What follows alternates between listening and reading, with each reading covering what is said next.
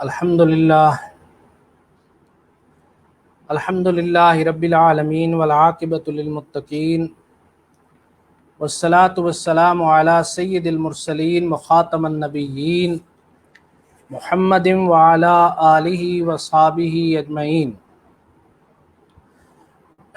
اما بعد، اعوذ باللہ من الشیطان الرجیم، بسم اللہ الرحمن الرحیم، الف لام میم، ذالک الکتاب لا ریب فیہ ھدی للمتقین۔ صدق اللہ العظیم۔ آج ہم جس باب کو شروع کرنے جا رہے ہیں وہ ہے اسلوب بدیع قرآن۔ یہ تیسرا باب ہے الفوز الکبیر فی اصول تفسیر کا، جس میں قرآن کے اسلوب پر بات کی گئی ہے۔ اور بدیع کا معنی جس سے بہت سے لوگ واقف ہوں گے، بدیع کہا جاتا ہے ایسی چیز کہ جس جیسی کوئی چیز پہلے موجود نہ ہو، یعنی بغیر ماڈل کے، جب آپ بغیر نمونے کے جب آپ کسی چیز کو بناتے ہیں تو اس کو بنانے والے کو بدیع کہا جاتا ہے۔ تو اللہ رب العزت جو ہیں بدیع السماوات والارض ہیں، جس نے بغیر کسی نمونے کے زمین اور آسمان کی تخلیق کی۔ تو بدیع ایک نیا، منفرد اور بے مثال اسلوب جو ہے، یعنی جس کو انوکھا اور دلکش اسلوب قرآن کہا جا سکتا ہے۔ قرآن مجید کا اسلوب جو ہے وہ انوکھا بھی ہے، دلکش بھی ہے۔ اس باب میں ہم درج ذیل چیزیں پڑھیں گے۔ پہلی چیز ہے انداز نزول، کہ قرآن مجید کے نازل ہونے کا انداز کیا تھا۔ دوسرا ہے اوزان آیات میں موسیقیت اور غنائیت، اور تیسری چیز ہے نظم قرآن، چوتھی چیز ہے اعجاز القرآن، اور پانچویں چیز ہے تکرار مضامین۔ انشاءاللہ موقع پر ان کی مختصر وضاحت کر دی جائے گی، لیکن بہرحال کچھ چیزیں سمجھانے کے لیے کہ نظم قرآن سے مراد قرآن مجید کی ترتیب ہے، اعجاز القرآن سے مراد یہ ہے کہ قرآن ایک معجزہ ہے، اور تکرار مضامین سے مراد یہ ہے کہ قرآن پاک کے اندر بعض مضامین بار بار آتے رہتے ہیں۔ تو سب سے پہلے ہم بات کرتے ہیں کہ انداز نزول کیا ہے۔ تو انداز نزول سے مراد یہ ہے کہ قرآن مجید اسلوب بیان اور انداز ترتیب کے اعتبار سے ایک منفرد کتاب ہے۔ عام انسانی جو تصانیف ہیں ان میں یہ ہوتا ہے کہ ایک مضمون دیا جاتا ہے اور پھر نیچے اس مضمون کی تفصیلات لکھ دی جاتی ہیں، لیکن قرآن کا ایسا انداز نہیں ہے کہ ایک مضمون دے دیا جائے، مثلا نکاح کا یا طلاق کا، اور اس کے نیچے جتنی آیات ہیں وہ بیان کر دی جائیں۔ انسانوں کے جس طرح انداز کلام ہے، قرآن کا اس طرح کا انداز کلام نہیں ہے، بلکہ قرآن کا انداز یہ ہے کہ جس طرح ایک بادشاہ کی طرف سے فرامین جاری ہوتے ہیں، قرآن کا انداز اسی طرح کا ہے کہ جس طرح کسی بادشاہ کی طرف سے فرمان جاری کیے جائیں۔ آپ دیکھیں کہ بادشاہ ایک فرمان جاری کرتا ہے، پھر دوسرا جاری کرتا ہے، پھر تیسرا جاری کرتا ہے، پھر ایک عرصے کے بعد ایک بندہ ان سارے فرامین کی ایک کتاب مرتب کر دیتا ہے۔ تو اس طرح ایک فرامین جو ہوتے ہیں وہ ایک کتابی شکل میں آ جاتے ہیں۔ تو اسی طرح اللہ رب العزت نے ایک حکم دیا، پھر دوسرا حکم دیا، اور اس طرح اللہ تعالیٰ احکامات دیتے چلے گئے، اور پھر ان کو مدون کر کے ایک کتاب کی شکل میں مرتب کر دیا گیا۔ اس انداز کے مختلف جو ہے وہ پہلو ہیں۔ ظاہری بات ہے کہ نبی کریم صلی اللہ علیہ وآلہ وسلم کے زمانے میں ہم یہ چیز دیکھتے ہیں کہ اللہ کے نبی صلی اللہ علیہ وسلم نے قرآن مجید کی جو ترتیب فرمائی، اور جو موجودہ ترتیب ہے وہ ترتیب توقیفی ہے، یعنی توقیف کا مطلب ہوتا ہے آگاہ کرنا۔ ایسی ترتیب جس سے اللہ نے اپنے نبی کو آگاہ کیا اور نبی کریم صلی اللہ علیہ وسلم نے صحابہ کرام کو آگاہ کیا۔ تو اب آپ دیکھیں کہ یہ حضرت ابو بکر صدیق رضی اللہ تعالیٰ عنہ کے ज़माने में جمع و تدوین قرآن کا کام ہوا، یعنی قرآن لکھا ہوا تھا لیکن بکھرا ہوا تھا، اس سارے کو اکٹھا کر کے ایک کتابی شکل میں سامنے لایا گیا۔ تو آپ صلی اللہ علیہ وآلہ وسلم کے بعد حضرت ابوبکر صدیق رضی اللہ تعالیٰ عنہ کے زمانے میں ایک قرآن بین الدفتین یعنی دو گتوں کے درمیان ہو گیا اور اسے مصحف کا نام دیا گیا، اور صحابہ کرام رضوان اللہ تعالی علیہم اجمعین نے قرآن کی جو صورتیں ہیں ان کو 4 حصوں میں تقسیم کیا، یعنی قرآن کی صورتوں کو 4 حصوں میں تقسیم کیا گیا۔ ایک ہے طوال یعنی لمبی صورتیں، اور بعض لوگوں نے سورت بقرہ سے سورت توبہ تک کی جو صورتیں ہیں ان کو طوال کہا ہے، یعنی لمبی صورتیں۔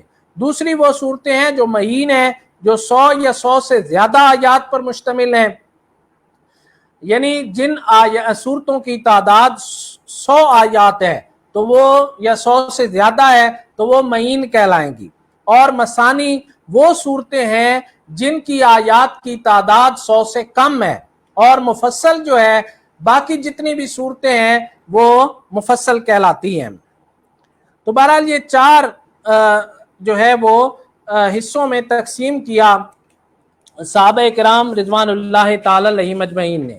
اب اس پر آ جاتے ہیں کہ قرآن کے جو انداز ہے وہ مکاتیب جیسا انداز ہے، یعنی قرآن پاک ایسے گفتگو فرماتا ہے یا ایسے کلام فرماتا ہے جیسے خطوط ہوتے ہیں، اور خطوط کا سا انداز ہے۔ اس انداز کے اگر آپ مختلف پہلو جو ہے وہ دیکھنا چاہیں تو وہ یہ ہیں کہ بعض مکاتیب اللہ تعالیٰ کی حمد و ثنا سے شروع ہوتے ہیں، یعنی بعض خطوط وہ ہوتے ہیں جو اللہ تعالیٰ کی حمد اور اللہ تعالیٰ کی تعریف سے شروع ہوتے ہیں۔ اسی طرح بعض صورتوں کی ابتدا بھی اللہ تعالیٰ کی تعریف سے کی گئی، اللہ تعالیٰ کی حمد و ثنا سے کی گئی۔ مثال کے طور پہ آپ پہلی سورت دیکھیں، سورت فاتحہ، اب اس کی جو ابتدا ہو رہی ہے وہ الحمدللہ رب العالمین سے ہو رہی ہے کہ تمام تعریفیں اللہ تعالیٰ کے لیے ہیں۔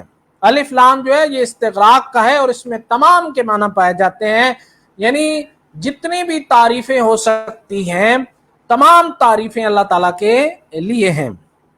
اسی طرح بعد نے الحمد کا معنی شکر کے مفہوم میں بھی کیا کہ اللہ تعالیٰ کا، اور یہی کلمہ شکر بھی ہے الحمدللہ۔ تو بہرحال بعض صورتوں کی ابتدا اللہ تعالیٰ کی حمد و ثنا سے ہوتی ہے، اور اسی طرح بعض صورتوں کی ابتدا میں ان کا غرض تحریر ذکر کیا جاتا ہے، یعنی ان صورتوں کی تحریر کا کیا مقصد ہے یا یہ صورتیں کیوں تحریر کی گئی ہیں۔ تو بعض صورتوں کے ابتدا میں ان کا غرض تحریر جو ہے وہ ذکر کیا جاتا ہے، مثلا سورۃ انزلناها وفرضناها وانزلنا فیها آیات بینات لعلکم تذکرون۔ سورۃ نور کی اگر آپ پہلی آیت کو دیکھیں تو وہاں پر اللہ رب العزت فرما رہے ہیں کہ یہ سورت جس کو ہم نے نازل کیا اور جس کو ہم نے فرض کیا احکام کے لحاظ سے، وانزلنا فیہا آیات بینات، اور ہم نے اس میں روشن آیتیں نازل کی، لعلکم تذکرون، تاکہ تم یاد کرو یا نصیحت حاصل کرو۔ تو بہرحال یہ اب صورت وہ ہے کہ صورت نور کی ابتدا ہو رہی ہے، اور صورت نور کی ابتدا میں اس کا غرض تحریر بیان کر دیا گیا۔ بعض مکاتیب اور خطوط وہ ہوتے ہیں جن میں آپ دیکھیں کہ کاتب اور مکتوب الہ کے نام سے شروع ہوتے ہیں۔ تنزیل الکتاب من اللہ العزیز الحکیم، کہ اس کتاب کا اتارنا اللہ تعالیٰ کی طرف سے ہے جو غالب اور حکمت والا ہے۔ اسی طرح بعض مقامات پر فرمایا گیا، جیسے سورت کا نمبر 41 ہے، اس کی 2 نمبر آیت ہے سورت فصلت، وہاں پر فرمایا گیا تنزیل من الرحمن الرحیم، کہ یہ بڑے مہربان اور انتہائی رحم کرنے والے کی طرف سے اتاری ہوئی ہے۔ اور سورت سجدہ سورت نمبر 32 اس کی 2 نمبر آیت میں فرمایا گیا تنزیل الکتاب لا ریب فیہ من رب العالمین، کہ اس کتاب بلا شبہ اس کتاب کا اتارنا تمام جہانوں کے پروردگار کی طرف سے ہے۔ پھر بعض خطوط وہ ہوتے ہیں جو کسی مخصوص پس منظر کی وجہ سے کسی عنوان یا تمہید کے بغیر فوراً ہی شروع کر دیے جاتے ہیں، بغیر کسی تمہید کے خطوط جو ہے وہ شروع کر دیے جاتے ہیں۔ اسی طرح قرآن مجید کی صورتیں، بعض صورتیں ہیں، مثلا سورت توبہ ہے، سورت منافقون ہے، وہ بغیر کسی تمہید کے شروع کر دی گئی ہے۔ ان صورتوں کے آغاز میں جو اسلوب اختیار کیا گیا ہے اس سے یوں ظاہر ہوتا ہے کہ گویا اللہ تعالیٰ منافقوں سے بہت ناراض ہے اور وہ ان سے مخاطب ہوتے ہوئے بے رخی اور ناراضگی کا اظہار کرتا ہے۔ یہی انداز سورت مجادلہ کے شروع میں بھی ہے، قد سمع اللہ قول التی تجادلک فی زوجہا، اللہ تعالیٰ نے اس عورت کی بات سن لی جو آپ صلی اللہ علیہ وسلم سے اپنے خامند کے بارے میں جھگڑا کر رہی تھی۔ اسی طرح سورت تحریم کے اندر یہی انداز ہے، یا ایھا النبی لما تحرم ما احل اللہ لک، اے نبی آپ اس چیز کو کیوں حرام کرتے ہیں جس کو اللہ نے آپ کے لیے حلال کر دیا ہے۔ اسی طرح بعض خطوط مختصر ہوتے ہیں اور بعض خطوط جو ہے وہ طویل ہوتے ہیں۔ یہ تمام انداز قرآن مجید کی مختلف صورتوں میں آپ کو دیکھنے کو ملے گا۔ اب آ جاتے ہیں کہ تشبیب کیا ہے۔ تو تشبیب جو ہے ظاہری بات ہے کہ عرب چونکہ شاعری کی صنف سے آگاہ تھے اور وہ شاعر تھے، شاعرانہ کلام اور قصائد کی شکل میں وہ گفتگو کرتے تھے، اس کی شکل میں کلام کرتے تھے۔ اور آپ دیکھیں کہ ان کا جو جس طرح وہ شاعرانہ کلام سے قصائد اور قصیدے سے پہلے وہ منظر کشی کر رہے ہیں، عجیب و غریب مقامات، حیرت انگیز اور ہولناک واقعات کا ذکر کرتے ہیں، اور یہی ان کی جو ہے وہ پرانی روایت تھی کہ وہ اس کے اوپر جو ہے وہ عمل کر رہے تھے۔ تو قرآن مجید نے بھی تشبیب کا سا انداز جو ہے وہ اختیار کیا ہے۔ بعض صورتوں میں ہمیں تشبیب کا جو انداز ہے وہ دیکھنے کو ملتا ہے۔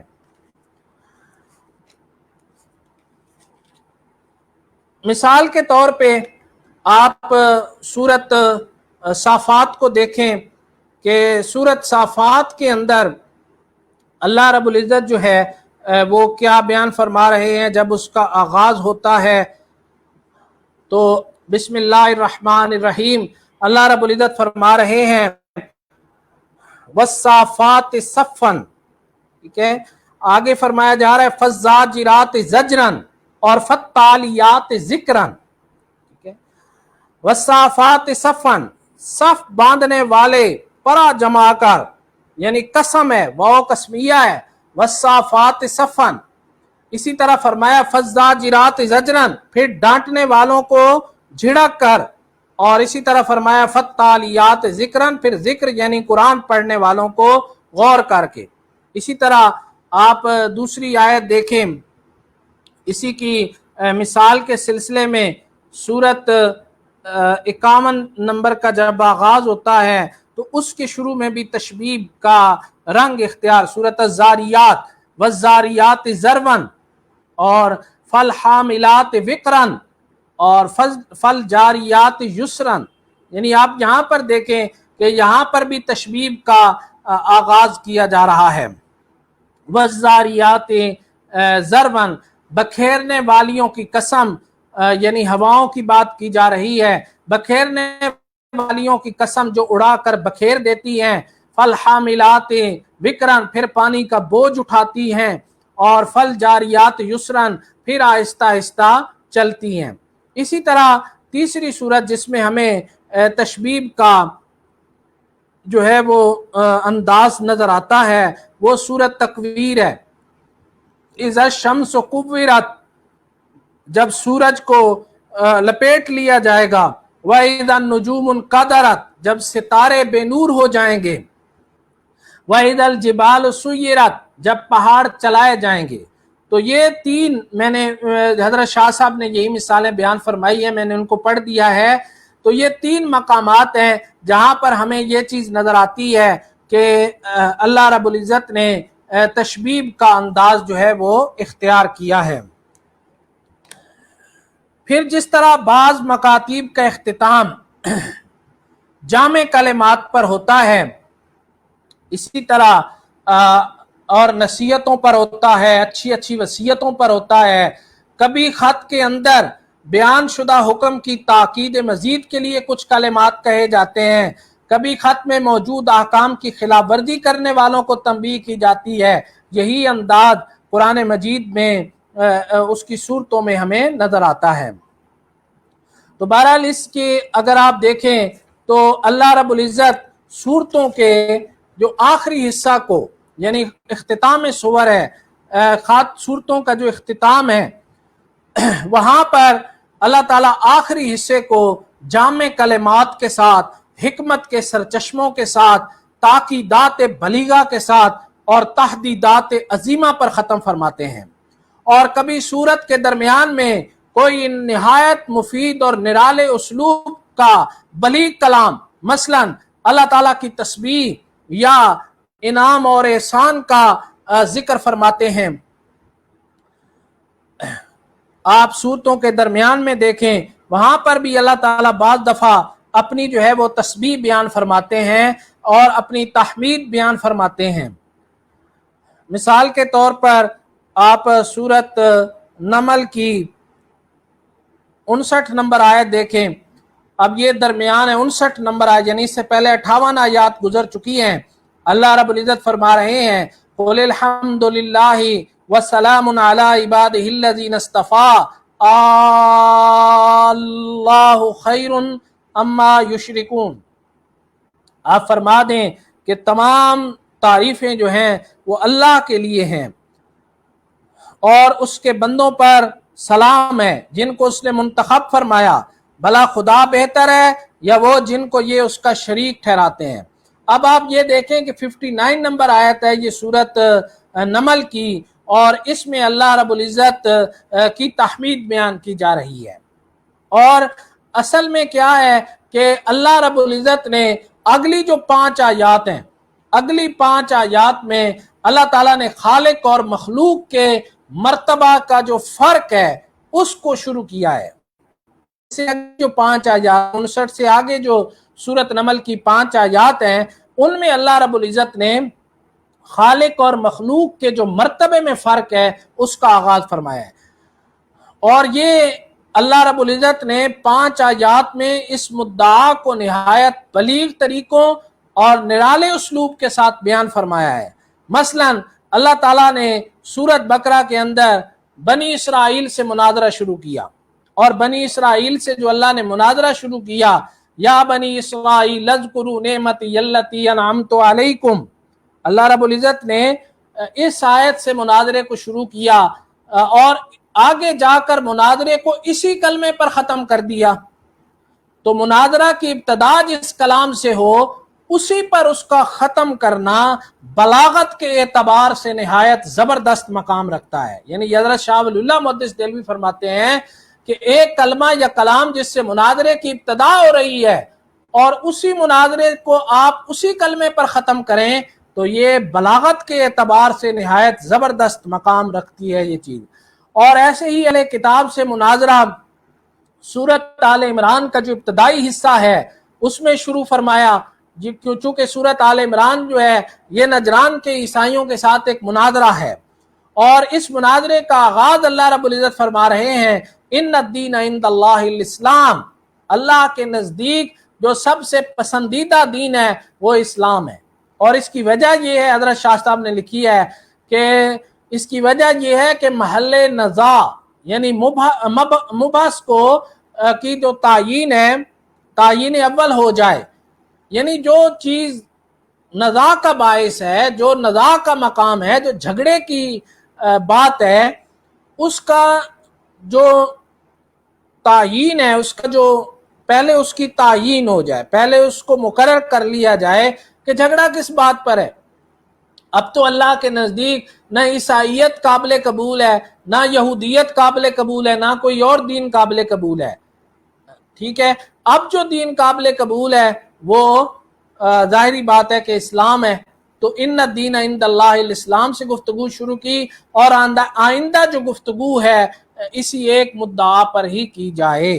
تو بہرحال یہ وہ ساری باتیں ہیں جو اس باب کے پہلی فصل میں بیان کی گئی ہے۔